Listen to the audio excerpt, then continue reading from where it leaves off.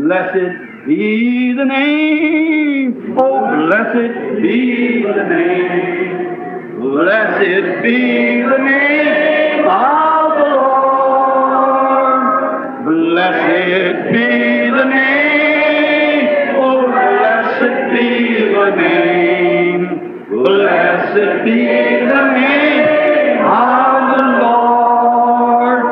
Jesus is the name, Jesus is the name, Jesus is the name of the Lord.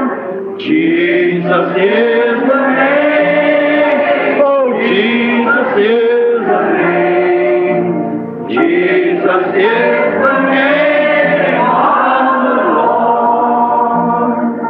Magnify His name, oh magnify His name, oh magnify the name of the Lord, magnify the name, oh magnify the name, magnify the name of the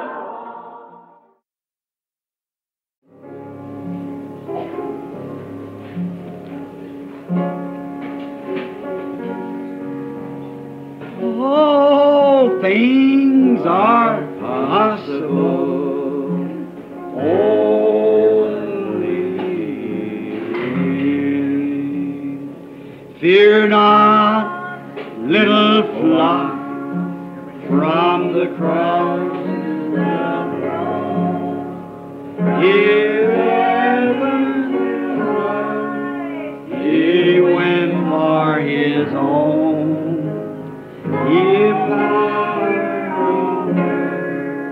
All power in the world is given to Him for the flock of His love. What's the Christmas star say now? Only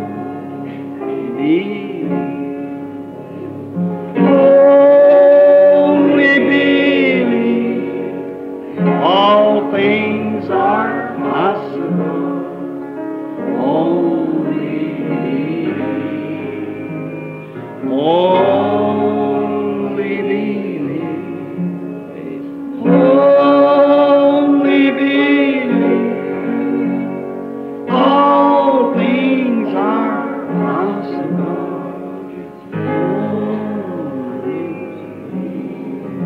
Think on that. Pensez-y. En effet, ainsi dit le Seigneur, Jésus-Christ est le même hier, aujourd'hui et éternellement. Sa grâce ne peut pas s'épuiser. Il est prêt à vous donner tout ce que votre cœur désire. Maintenant, prions un instant. Pendant que nous avons la tête inclinée pour prier, et j'espère vraiment que vous resterez dans une attitude de prière. Y a-t-il quelqu'un ici maintenant, les yeux fermés, la tête inclinée vers la poussière d'où vous avez été tiré? Et si Jésus tarde, vous retournerez à la poussière. Quelqu'un qui n'est pas sauvé, voulez-vous simplement lever la main comme ça et dire: Frère Branham, moi aussi j'ai mené une vie misérable et je ne suis pas sauvé. Souvenez-vous de moi dans vos prières ce soir, frère. Je vais lever la main.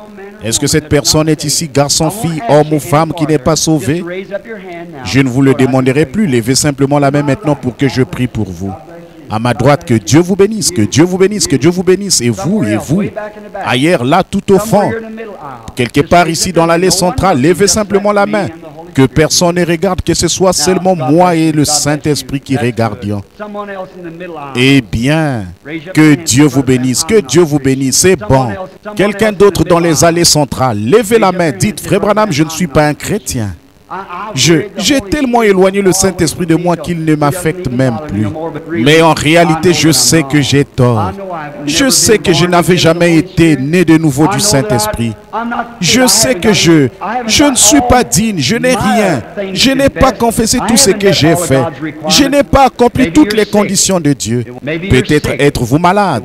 Les choses ne s'amélioreront pas tant que vous n'aurez pas rempli les conditions de Dieu. Frère Branham, j'ai confessé le christianisme pendant longtemps, mais en réalité, j'ai toujours douté de la guérison divine. Je me suis plus ou moins demandé si ce Saint-Esprit était réel. Oh, ma chère sœur ou mon cher frère, vous ne pouvez jamais rien obtenir de Dieu de cette façon, non. Vous devez remplir toutes les conditions, ensuite vous assurer d'être en ordre avec Dieu. Puis prenez sa promesse et accrochez-vous-y.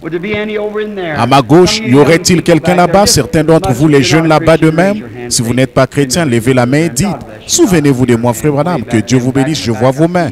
Tout là-bas, là-bas au fond, je vous vois, madame. Ici, oui. Là-bas, tout là-bas de ce côté-ci, oui, la petite fille. Oui, oui, que le Seigneur vous bénisse, vous tous qui êtes là-bas, c'est bien.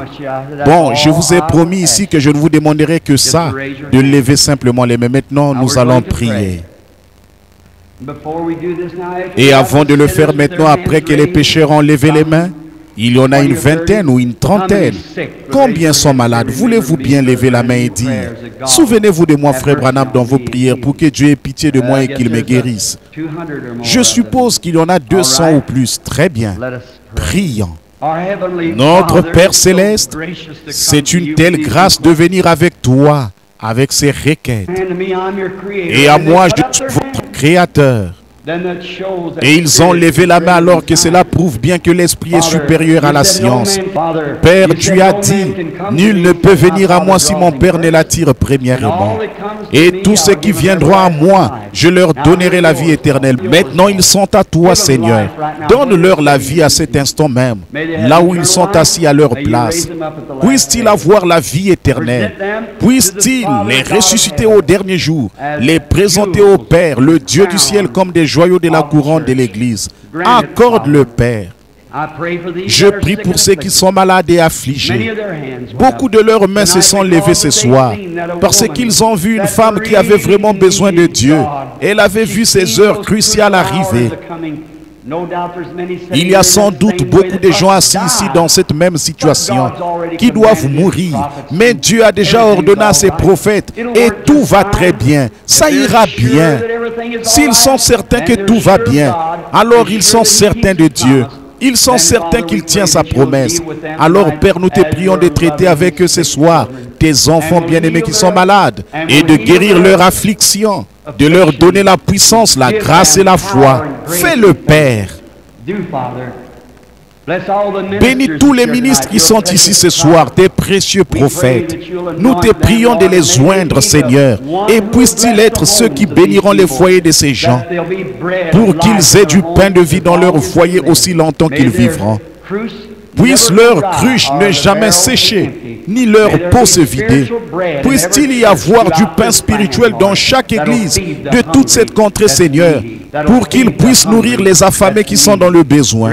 Accorde-le, Seigneur. Nous t'aimons et nous savons que tu nous as aimés le premier, car lorsque nous étions encore des pécheurs, Christ est mort pour nous. L'innocent pour les coupables, pour être la victime expiatoire pour nos péchés, pour nous réconcilier avec Dieu. Alors que nous étions perdus et finis sans Dieu ou sans Fils, depuis le jardin d'Éden, depuis les transgressions de nos pères, cela nous a amenés dans le chaos du péché. Et Jésus nous a tant aimés qu'il nous est venu par la volonté de Dieu nous racheter et nous ramener à Dieu, par l'offrande de sa propre vie au calvaire. Merci, Père, pour toute ta bonté. Nous vivons dans les ombres du temps de la fin. Il n'y aura peut-être pas de lendemain soir. Je ne sais pas, Seigneur, ça dépend de toi. Mais pendant qu'il est encore possible que certains puissent entrer ce soir, Père, je te prie d'envoyer le Saint-Esprit. Tu as dit, ce qui arriva au jour de Sodome arrivera de même à la venue du Fils de l'homme. Au jour de Sodome, ils avaient trois catégories de gens. Les pécheurs, les membres d'église tiède et les élus, les appelés à sortir. Les sodomites, les lotites et ceux d'Abraham, les appelés à sortir du monde. Les Sodomites ont reçu 2 ministres qui avaient un grand message. Et le groupe d'Abraham a reçu un signe. Et ce signe était un homme qui avait de la poussière sur ses vêtements qui connaissait Abraham. Alors qu'il était un étranger, il connaissait sa femme Sarah, comment elle s'appelait. Et alors qu'il avait le dos tourné à la tente dans laquelle se trouvait Sarah, il a dit à Abraham, pourquoi a-t-elle ri? Oh Dieu, puisse l'Église se réveiller et voir. Comme Jésus l'a dit, ce qui arriva au jour de Sodome arrivera de même à la venue du Fils de l'homme. Ce même Dieu apparaîtrait dans la chair de son Église et il montrerait le même signe. Accorde le Seigneur encore ce soir, nous le demandons au nom de Jésus. Amen.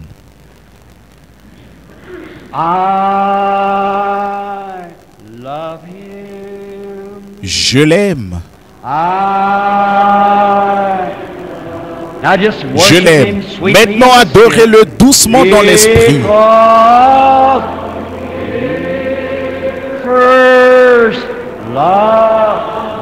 Parce qu'il m'a aimé le premier.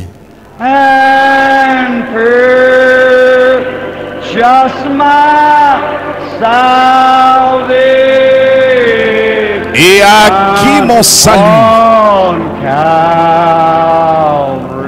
sur le bois du calvaire. Oh, après un message, vous vous sentez tout récuré, n'est-ce pas? Le Saint-Esprit qui nettoie votre cœur de toute incrédulité, qui vous remet en ordre avec Dieu.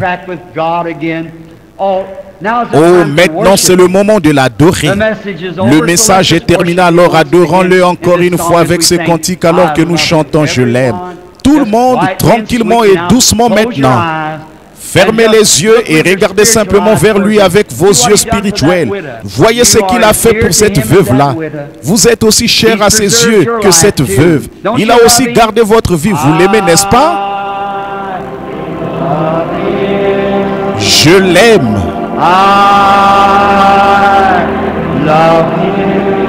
Je l'aime.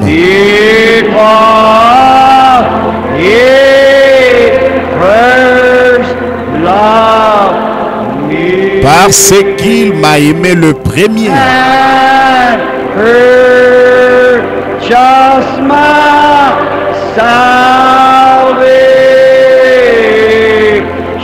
Et à qui mon salut sur le bois du calvaire.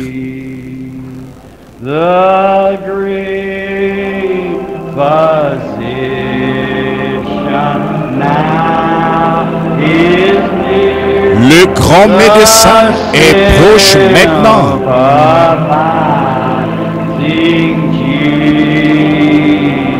Le compatissant Jésus.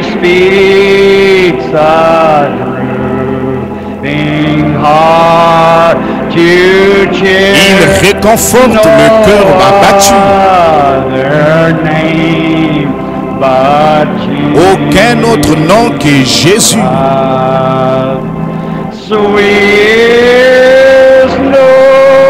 La note la plus douce du chant d'un séraphin. Le nom le plus doux sur la langue d'un mortel.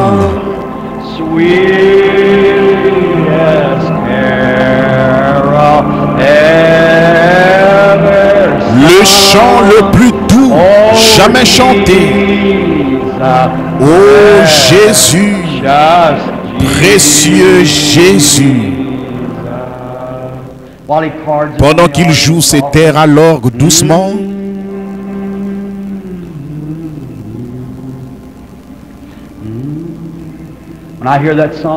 quand j'entends ces cantiques, ça me rappelle une chose.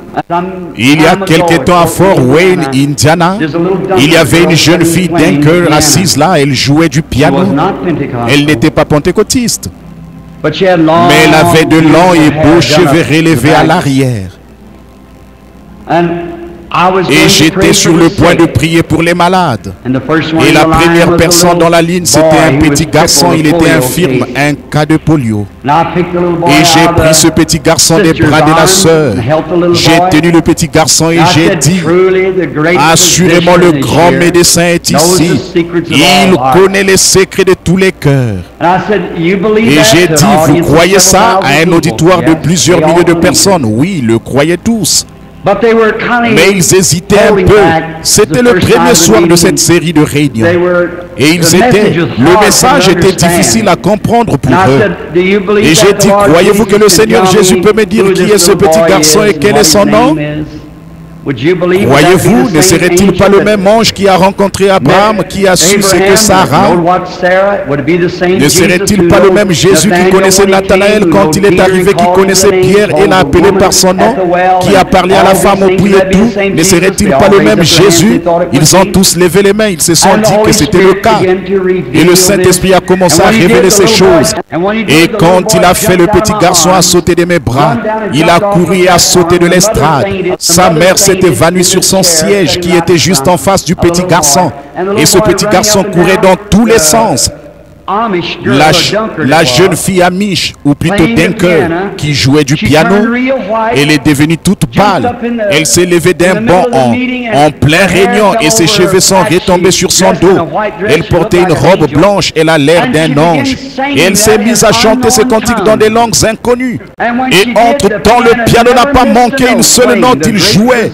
Le grand médecin est proche maintenant, le compatissant Jésus. Il réconforte le cœur abattu.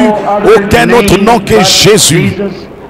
Les gens sont venus en masse autour de l'autel, ils pleuraient et ils tombaient dans les allées et criaient, oh Dieu, aie pitié de moi. Oh, quelle réunion c'était.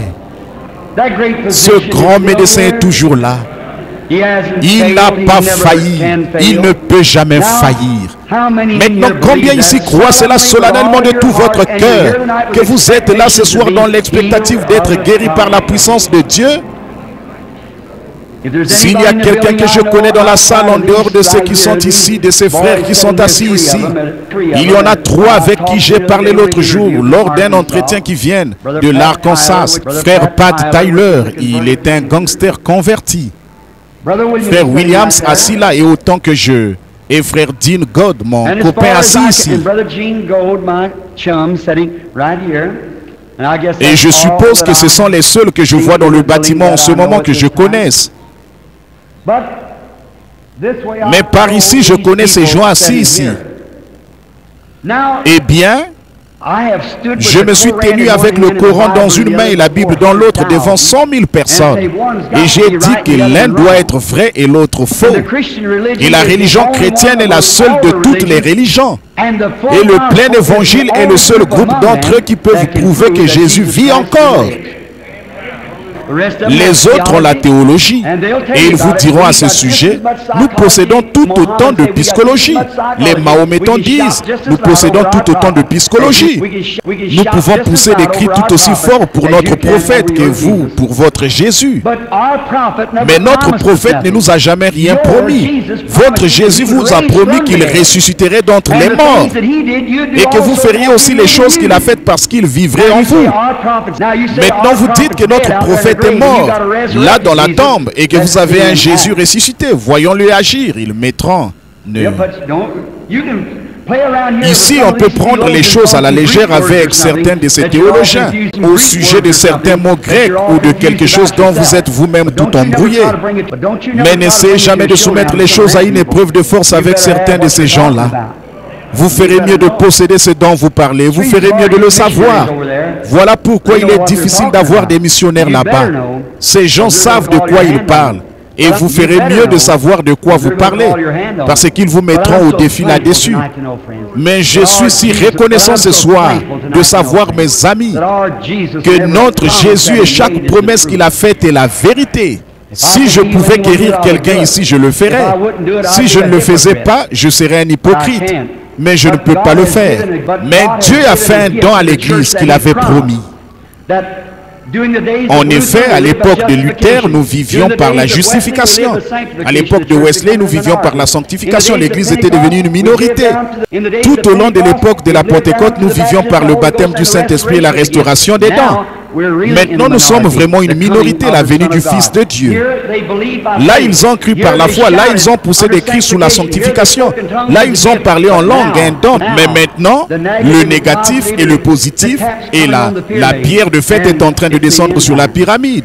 Et c'est le temps de la fin, où Christ et son Église se ressemblent tellement que ça appellerait les morts à sortir de chez les méthodistes, de chez les luthériens, et tous les autres là-bas, il y aura une résurrection.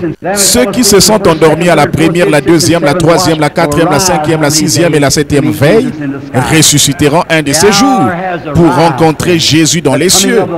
L'heure est arrivée, mes amis, la venue du Seigneur est proche. Nous regardons Jérusalem et nous voyons que les Juifs ont été aveuglés à cause de nous. Le figuier est en train de bourgeonner.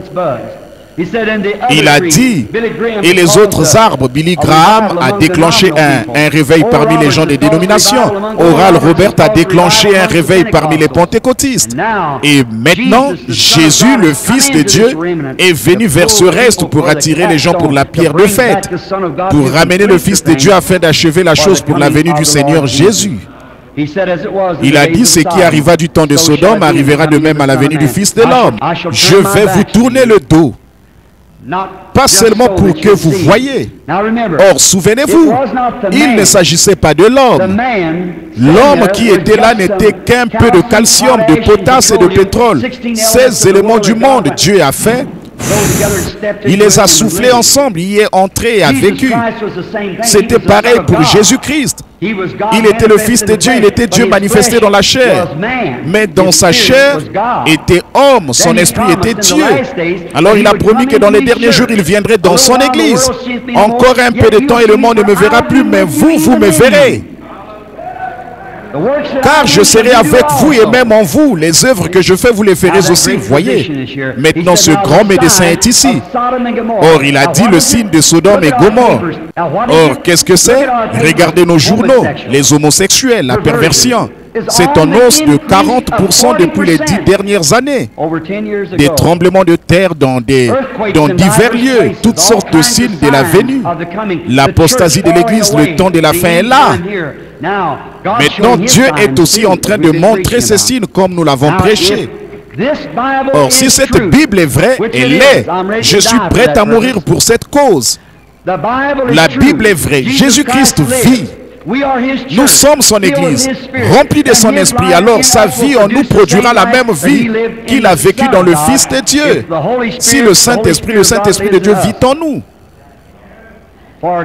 pour la gloire de Dieu et dans l'intérêt de l'Église et pour votre maladie, vous qui êtes malade et affligé, touchez le bord de son vêtement et voyez si vous pouvez le faire parler à travers moi en tant que son serviteur. Vous désignez comme il a désigné la femme qui avait touché son vêtement. Puisse le Seigneur l'accorder. Cela vous amènerait-il à croire davantage et accepter votre guérison? Combien d'autres vous croient qu'ils pourraient accepter leur guérison si Dieu vous désignait de la sorte? Ou si vous le voyez le faire, levez la main. Puisse le Seigneur l'accorder. Voulez-vous bien continuer de jouer le grand médecin? Je me sens conduit à le faire. Je vais me tourner de nouveau vers mes amis ici ce soir, simplement pour vous regarder. Mes frères, je ne cherche pas vous. Dieu est mon témoin, frère David. Tout comme je l'ai clairement fait savoir aux gens, il ne s'agit pas de moi. Je n'ai rien à voir avec ça. Je suis simplement... Dieu devait utiliser quelqu'un. Et aucune main n'est digne, mais c'est Dieu qui les rend dignes. Voyez-vous, il choisit avant la fondation du monde son but à atteindre.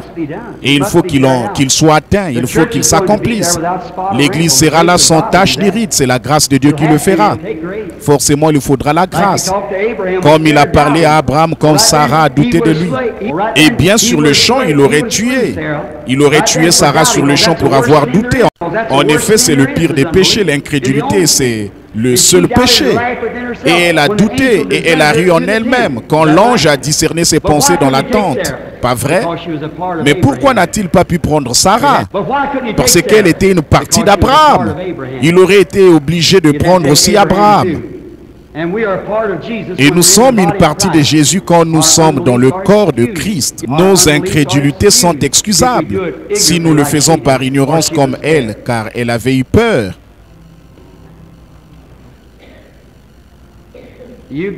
Croyez-vous qu'il y a quelque chose qui apparaît sur l'estrade? Oh, comme j'aimerais vous expliquer ceci.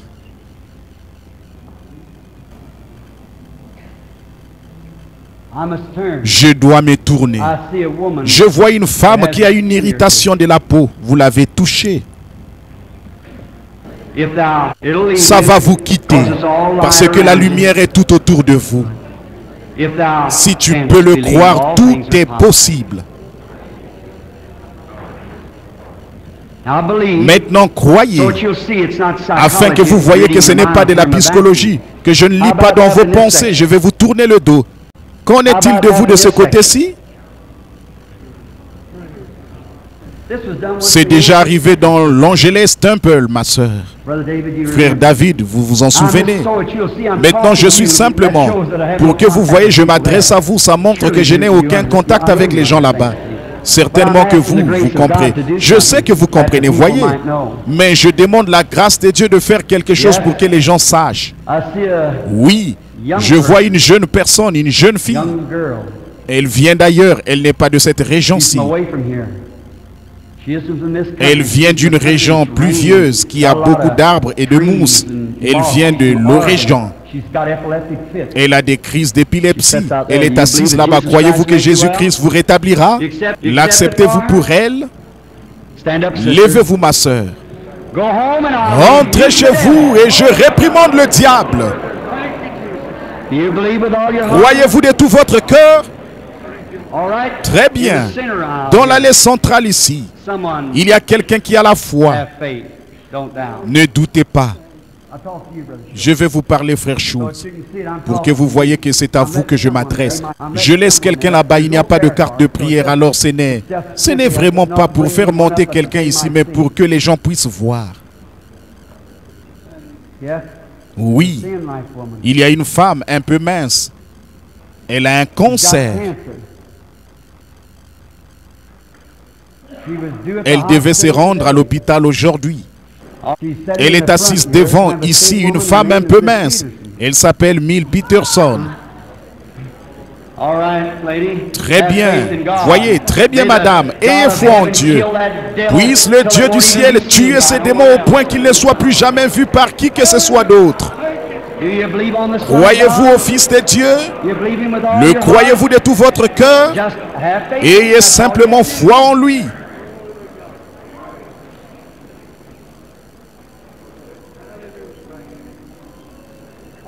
C'est tout ce que vous avez à faire. Très bien. Êtes-vous tout prêt à croire de ce côté-ci? Je veux parler à ce prédicateur-ci. Croyez-vous de tout votre cœur?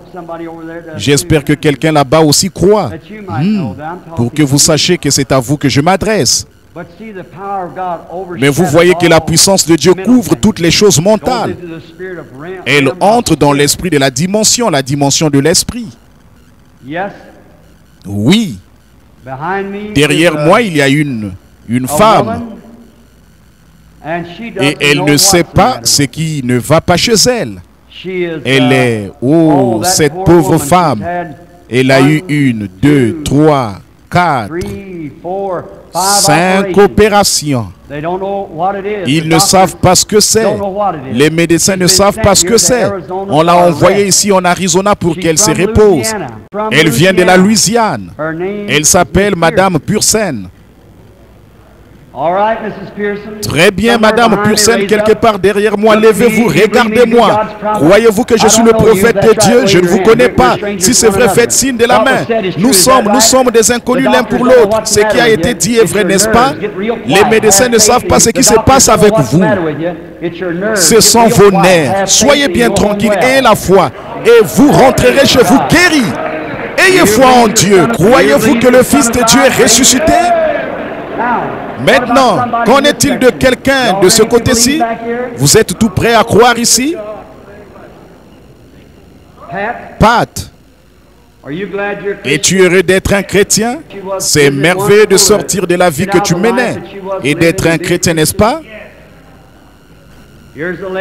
Voici une dame. Il y a une femme, un homme et un enfant. Cette dame est en contact avec Dieu. Elle est derrière moi et elle a une sorte de problème à l'estomac et elle a une faiblesse suite à ça. Elle n'est pas d'ici non plus. Elle vient d'une contrée un peu désertique. Eh bien, elle vient du Kansas. Son mari est un ministre. La voilà assise là-bas. Je ne vous connais pas. Si c'est vrai, madame, faites signe de vos mains comme ça. Très bien, monsieur. Très bien. Rentrez chez vous. Croyez au Seigneur Jésus et soyez guéris. Croyez-vous au Seigneur? Partout dans la salle maintenant, croyez-vous au Seigneur? Certainement il est ici, Jésus-Christ le même hier, aujourd'hui et éternellement. Le même Dieu qui a pu montrer à Élie où cette femme veuve se trouvait. Ce même Dieu peut me montrer où vous vous trouvez, où vous êtes assis en train de prier parce que c'est l'Esprit de Jésus-Christ. Le même hier, aujourd'hui, éternellement. Le croyez-vous? Que chaque personne présente pose ses mains les uns sur les autres pendant que je prie pour vous de manière générale ici même. Et croyez pour que vous sachiez que vous avez un rôle à y jouer. Chacun de vous, vous êtes des croyants, n'est-ce pas? Si vous l'êtes, dites Amen. Dans la présence de Dieu, dans la preuve infaillible de la résurrection de Jésus-Christ, posez vos mains les uns sur les autres et priez les uns sur les autres. Notre Père Céleste, je te donne cet auditoire qui attend. Puissent tous ceux qui se sont repentis de leurs péchés trouver une bonne église locale. Puissent ceux qui sont malades, Seigneur, être guéris. Puisse la puissance de Satan sur leur vie être brisée maintenant même. Alors que je réprime le diable et je demande que la puissance de Jésus-Christ descende sur cet auditoire et enlève toute maladie, toute infirmité, toute affliction, tout doute. Chasse cela au milieu de Seigneur et guéris-les. Au nom de Jésus-Christ, le Fils de Dieu, je le demande. Let us stand together and lift our hands in worship.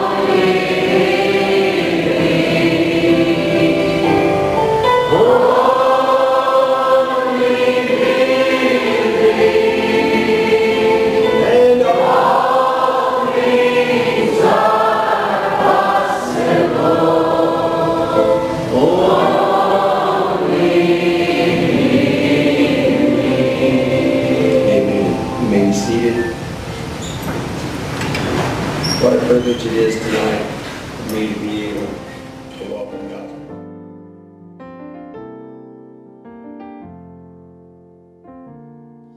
Moment de prière, moment de prière qui m'appelle d'un monde de soucis et m'invite au trône de mon Père pour faire connaître mes désirs en temps de peine et de chagrin.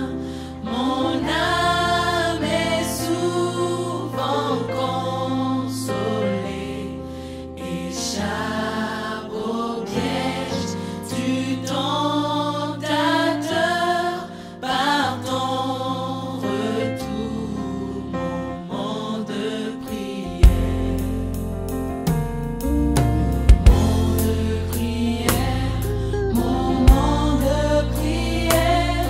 Quelle joie, quel bonheur je partage avec ceux-là dont les cœurs brûlent d'ardents désirs pour ton retour. Et avec avec je